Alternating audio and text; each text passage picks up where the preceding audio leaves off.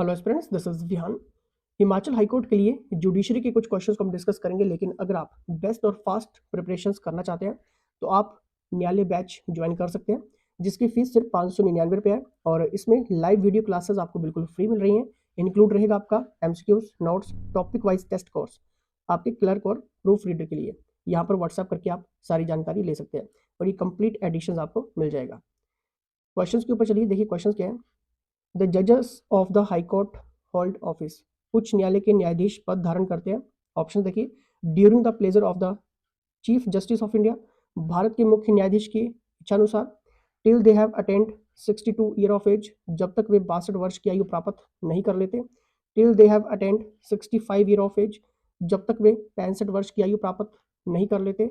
As long as they desire, जब तक वे चाहें। बताइए इसका सही आंसर। देखिए इसका सही आंसर होगा ऑप्शन नंबर बी, यानी कि till they have attend 62 year of age, 62 वर्ष की आयु तक।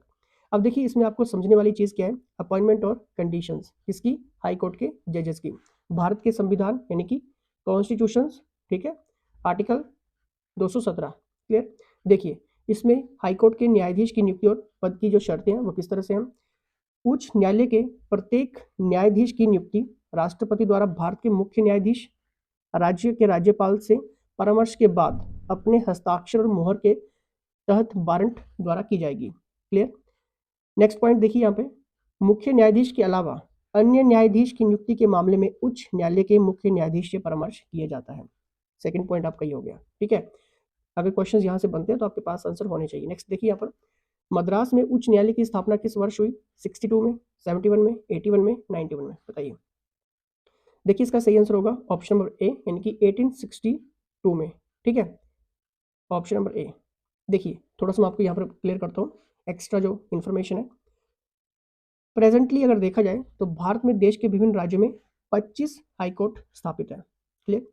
बॉम्बे, मद्रास और कलकत्ता उच्च न्यायालयों की जो स्थापना थी वो आपकी 1861 में भारतीय उच्च न्यायालय अधिनियम 1861 द्वारा की गई थी। पॉइंट क्लियर हुआ।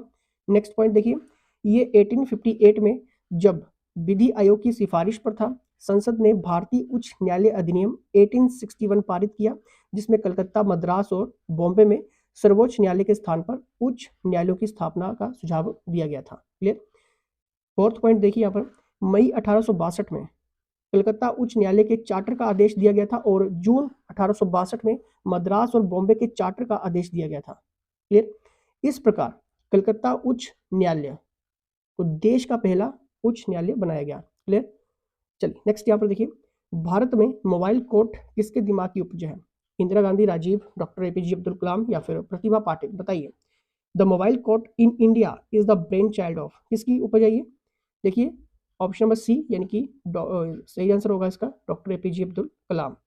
देखिए अब्दुल कलाम के अनुसार मोबाइल कोर्ट की अवधारणा नागरिक और आपराधिक न्याय प्रशासन को लोगों के करीब ले जाने की तत्काल आवश्यकता पर आधारित है, ताकि दूर दराज के इलाकों में रहने वाले जितने भी लोग हैं जो दूर दराज में रहते हैं, ठीक है, उनके स्थानों पर अदालतों की यात्रा का खर्च उठाए बिना लाभ उठाया जा सके। लेकिन क्वेश्चन कई बार मॉडिफाइड करके इस तरह से भी बनता है कि निम्नलिखित में से कौन मोबाइल कोर्ट यूनिट शुरू करने वाला देश का पहला राज्य बना? तो कौन बना था? देखिए तेलंगाना और उत्तराखंड मोबाइल कोर्ट यूनिट शुरू करने वाले ये देश के पहले राज्य बने हैं। ठीक है। देखिए मोबाइल कोर्ट यूनिट का उद्देश्य जरूरत पड़ने पर महिलाओं और बाल पीड़ितों या गवाहों, डॉक्टर और मेडिकल चिकित्सकों के साक्ष्य की रिकॉर्डिंग की सुविधा प्रदान करता है। ये मोबाइल कोर्ट सबॉर्डिनेट कोर्ट्स के लिए है। ठीक है। चलिए नेक्स्ट यहाँ पर देखिए, इनमें से क्या भारत के सर्वोच्च न्यायालय के क्षेत्राधिकार में नहीं आता है? Applet jurisdiction, original jurisdiction, advisory या फिर फाइनेंशियली। बताइए कौन सा नहीं आता है? देखिए इसका सही आंसर होगा ऑप्शन नंबर डी, यानी कि वित्तीय क्षेत्राधिकार, फाइनेंशियल ज्यूरिडिक्शन। अब देखिए मैं आपको कुछ वर्ड्स बताऊंगा जिसके अकॉर्डिंग आप समझ सकते हैं। भारत के सर्वोच्च न्यायालय में मूल अपीलीय, याचिका और सलाहकार क्षेत्राधिकार है, यानी कि एप्लेट, पिटीशन एंड एडवाइजरी। क्योंकि आपका क्लर्क का जो पेपर रहेगा वो इंग्लिश में ही आएगा, ठीक है, तो इंग्लिश में ही समझने की कोशिश करें। हिंदी के वर्ड्स बहुत टिपिकल रहते हैं कई बार, ठीक है। देखिए the supreme court of India is original, applet, petition और एडवाइजरी ज्यूरिडिक्शन, ये तीन है, ठीक है, जिसमें ओरिजिनल ज्यूरिडिक्शन आर्टिकल 32 है जो कहता है, एप्लेट ज्यूरिडिक्शन आर्टिकल 134 है, एडवाइजरी ज्यूरिडिक्शन आर्टिकल 143, ठीक है। और ये सर्वोच्च न्यायालय से परामर्श करने हेतु राष्ट्रपति की शक्ति के बारे में ये कहता है, ठीक है। Power of the president to consult the supreme court, ठीक है। ये 3 वर्ड याद रख लेना, ठीक है। और इनके आर्टिकल्स मेन है, ठीक है, कि कौन कौन आते हैं इसमें। चलिए नेक्स्ट यहाँ पर देखिए, निम्नलिखित में से किस उच्च न्यायालय का अंडमान और निकोबार द्वीप समूह पर प्रादेशिक क्षेत्राधिकार है, इनकी which one of the following high courts has the territorial jurisdictions over Andaman and Nicobar islands. Andhra Pradesh, Calcutta, Madras, Odisha. बताइए कौन सा है प्रादेशिक क्षेत्राधिकार है, द्वीप समूह की बात यहाँ पे हो रही है, बताइए। ऑप्शन में बी यानी कि कलकत्ता।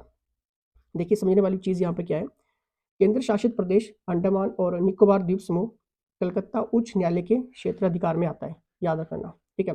कलकत्ता उच्च न्यायालय भारत का पहला उच्च न्यायालय था, ये भी याद रखो। इसका उद्घाटन 1862 में होता, ठीक है। पश्चिम बंगाल और अंडमान और निकोबार द्वीप समूह पर इसका अधिकार क्षेत्र है, ठीक है। पश्चिम बंगाल और अंडमान और निकोबार द्वीप समूह पर इसका अधिकार क्षेत्र है, तो ये भी आपने याद रख लेना है, ठीक है। आइसलैंड की बात करेंगे तो भी आपको पता होना चाहिए।